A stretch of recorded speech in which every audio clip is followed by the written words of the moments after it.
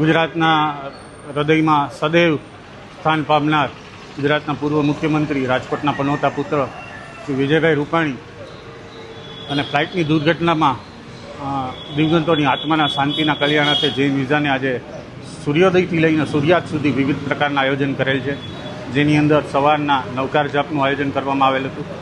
ત્યારબાદ જીવદયારૂપી જે જૈનોની કુળદેવી છે, તો રાજકોટ મહાજન પાંજાબ રોડમાં 250 કિલો લાડવા ગૌમાતાને અર્પણ કરવામાં આવેલ હતું. 100 કિલો પક્ષીઓ માટે, પારેવા માટે શણ અર્પણ કરવામાં આવેલ હતું.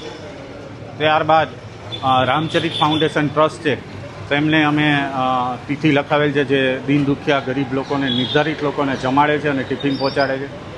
રાજકોટનું અગ્રણી સંસ્થા બોલબાલા ચેરિટેબલ ટ્રસ્ટને પણ તેમના ભોજન રથને અમે તિથિ લખાવેલ છે.